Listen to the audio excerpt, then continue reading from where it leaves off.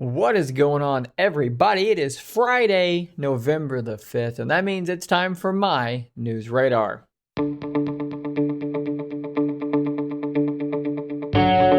Over the last few weeks and months, as we got closer and closer to the release of Google's new Pixel 6 and Pixel 6 Pro smartphones, excitement really did reach a fever pitch. And while I was excited to see what these Pixel 6 devices were going to look like, honestly, they look like they're very solid, very, very good, well-priced devices. There's one more device that Google is yet to unveil that I am far, far more excited about, and that, of course, is the long-rumored Google Passport device, or otherwise known as the Pixel Fold.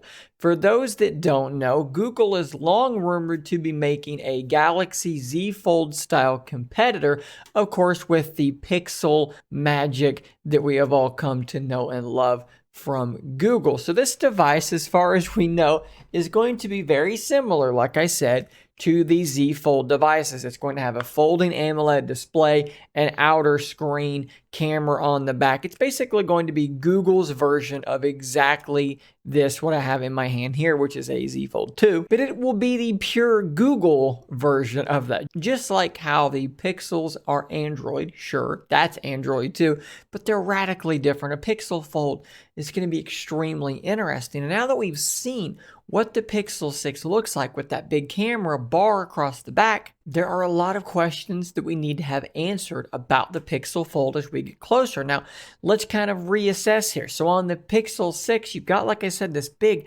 camera bar on the back. It's really, really wide. It goes all the way across the whole camera, and housed in that camera bar is what is really important here, because it is an upgraded camera system, in particular when you compare it to what we've had on Pixel devices in the past. Like the Pixel 5 here, which I believe is running the same 12.2 megapixel camera that they've been running since the Pixel 2 came out. Granted, it took great pictures. This thing is a phenomenal camera. You could argue that it's probably still the best camera in my house right now, despite the fact that it's only a 12 megapixel sensor. Well, on the Pixel 6, it's a 50 megapixel sensor, which with a much larger actual sensor size on top of that, so much more light is going to be absorbed by that sensor. On the Pro version, you've got a 48 megapixel telephoto lens, which takes absolutely stunning pictures. Even at like 20x zoom, these pictures look great. Then you have a 16 megapixel ultra wide. So across the board, superior camera hardware to what you have on the Pixel 5, on the Pixel 6 and Pixel 6 Pro. So the question has been, what will the Pixel Fold be rocking? Will it have this new camera bar? Will it have the camera sensors and hardware? Well, 9 to 5 Google has an article here where they've done some digging and they think they've got an answer here for this question. So what they've done here is they've dug into the latest APK, so the latest camera app pushed out by Google. They found a codename device and they're called Pipit. Now, I said earlier that Passport was the codename, but apparently they've changed the cosign here. They've changed the codename for Passport. They think that this is the Pixel Fold. And instead of the new GN1 sensor, that's the sensor in the Pixel 6, it's a very physically large sensor, it's 50 megapixels, it's a far improved sensor. The Pixel Fold is referencing the IMX363, which is the same 12.2 megapixel sensor they've used since the Pixel 3. I said Pixel 2 earlier, Pixel 3 I believe is actually correct, I misspoke.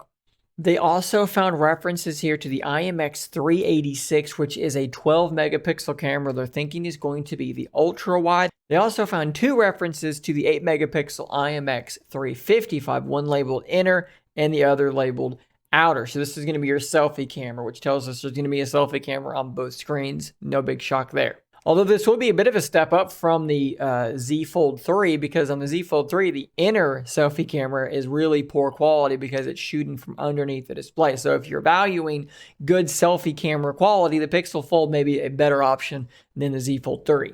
Now, an interesting omission here is a telephoto lens. So even with the Z Fold 2, you do have a telephoto lens. You got a triple camera setup on the back here, and there's no reference in this latest camera APK from Google to a telephoto lens. So what do we have here? Let's kind of get the lay of the land, all right? So we've got a 12 megapixel standard, a 12 megapixel ultra wide, and two 8 megapixel selfie cameras on the upcoming Pixel Fold. So what does that potentially tell us?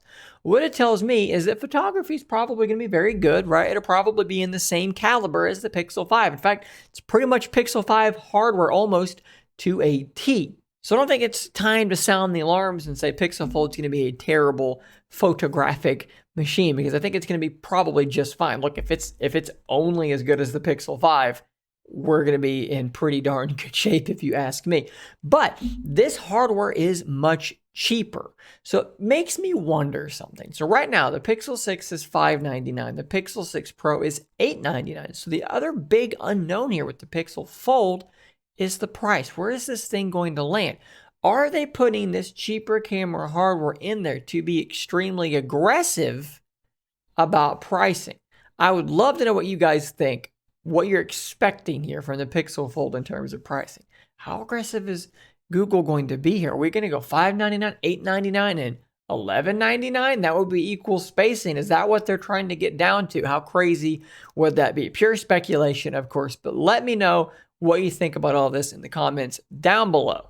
So I've mentioned many times on this channel my love for Palm. In fact, my very first smartphone was a Palm Pre, and I had a Palm Pixie after that. Really, really loved WebOS and really had quite the affection for Palm dating way back to when I first started using smartphones. So of course, when I found out that Palm was making a new piece of hardware, I saw this on Twitter, I got kind of excited about it straight away, and I wanted to know more. And of course, what I'm talking about right now is this. We're talking about the Palm Buds Pro, because Palm has put out a set of earbuds. Kind of strange, kind of unexpected, but this is a thing that they have now released for $99. $129 will be the regular price a little bit later on.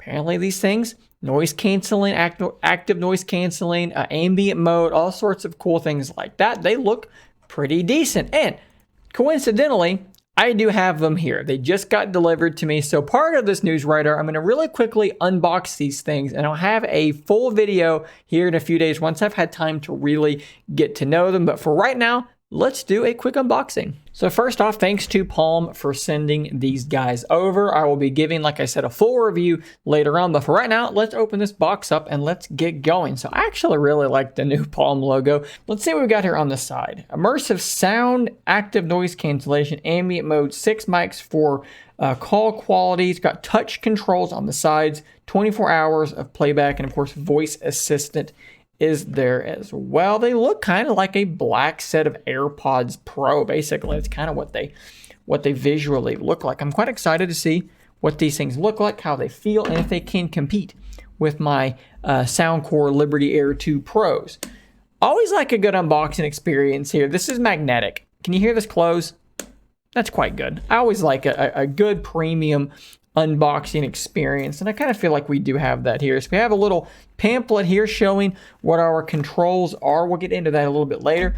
Of course, the actual earbuds will live in this little case here, and when I say little, I do mean little. This is quite small.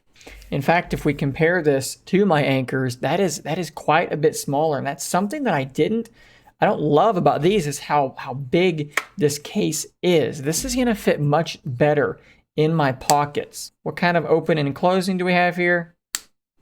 I think it feels pretty decent. We have an LED up top, USB Type-C down below. What is in this little section here? We have our additional ear tips, and we have a USB A to C cable, and that looks to be about it. Let's pop one of these guys out and get a look at them. And they're all around quite little. Let's look at these Anchors. You can get an idea there of how much smaller these are all around. These are very, very little. Let's jump back to the main camera here, and I'll pop one in my ear, and I'll see what kind of, how they fit, how they feel. They're definitely smaller, definitely smaller. So let's pop them both in. One thing I'm already seeing that I don't love is they're kind of hard to get out of the case. The way that they sit, you kind of have to just, there's not really much to get a hold of there to get a hold of them. But that may be something that I don't care about as we go on. Let's just get a general feel here of how do they feel. Are they lightweight? Are they heavy? They feel pretty decent in the ear. Let's actually weigh these things real quick and see, because they feel kind of light to me. All right, so the ones I've been carrying are 61 grams. These are 37 grams. That's a way lighter package. What about the earbuds? One earbud here is a whopping 3 grams. I do want to comment on, again, the fact that you don't really have a lot to grab here. And then also, this doesn't go back very far, so it's kind of a little awkward to put them away, whereas on this, they're wide open, they're easy to get out, easy to put back. That's a minor complaint, but it's there.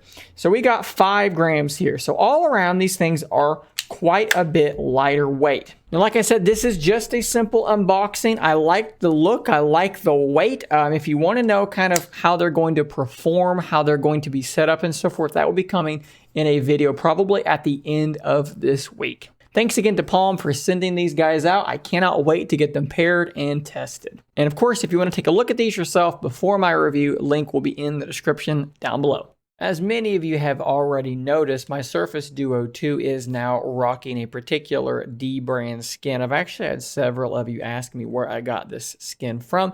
And of course, it is D-brand, although there is another website called SoapyGuard or SoppyGuard, SoppyGuard.com. They have some skins as well, which are actually really similar, but they're not quite as thick as what you get from D-brand. That being said, D-brand now has a particular skin for Surface Duo out that is kind of hard to find, because if you just go directly to the D-brand listing for the Surface Duo, you're not actually going to find the skins. Let me show you what I mean here real quick, and then I'll show you where to find a really cool, really unique skin for your Surface Duo 2. So if you go to dbrand.com and you go to skins, let's go to phones and then Microsoft. Let's go to Surface Duo 2, and you've got all kinds of different options here, right? Camo is the one that I got, but you can do all sorts of different things. You can do different combinations. I also really like the wood look. I think it looks really cool. How about leather? You can make it look like a moleskin notebook of some kind. There's lots of really cool options that you can use here. I really like the matrix design as well. Looks quite good is from what I've seen. I actually had it on a Surface Pro 7 for a little while. But the skin I'm wanting to talk about, it's not here, okay? So you can do a lot of cool stuff here with this, but you can't do the thing I'm talking about. So here's how you can find this really cool skin. Go to Special Edition, look for Teardown, then you're gonna click on Buy. You're gonna go to Skin or Case. In this case, it's Skin because there's no case for it. Let's go ahead and click Buy there. Let's go to, I can't see it. I'm looking at Microsoft Surface Duo 2, and then you get this really, really cool looking skin that basically just makes it look like your Surface Duo 2 is transparent, because you can see all the inner workings of your Surface Duo 2. And I think that is really, really cool. You can see this great big battery back here on one side, another battery pack on the other side. You can see the cable right here as it makes its way through the hinge. How cool is that to be able to see the camera modules on the back? You can see the stabilization on the one lens, although I'm not sure that the stabilization is working. You can see that it is in fact there. This is really, really cool. And you can get it in matte or you can get it in original. It's $24.99. It is a little bit more expensive than the other versions, if I'm remembering correctly, but still, it is quite cool, quite a different look for your Surface Duo 2. And even though I really do like this camo skin, it is something that definitely is tempting to me. I also want to bring your attention to this post on Reddit. This is really, really interesting. So a lot of people have been reporting issues with the swipe up to go home gesture, as well as, typing, missing keystrokes on Surface Duo 2. And this Reddit user, who I will credit right now, has an interesting theory and something that they think is helping them. And I want you guys to try this and see if it's helping you, because I've tried it and I'm not so sure, but a lot of people in this thread seem to think it's helping. So let's look at this here. TM Clemens, or maybe it's TMC Lemons. Hard to say. What they're saying here is that they actually disabled Google Assistant on their Surface Duo, and they are getting better touch response on their device. And I do have a theory as to if this is helping, why it might be helping. So let's look at Surface Duo 2 here in my little overhead camera, and we'll talk about what I'm thinking here. So on your Surface Duo or your Surface Duo 2, you have this Google Assistant gesture, right? You might have just saw there these little brackets here in the corners of the screen.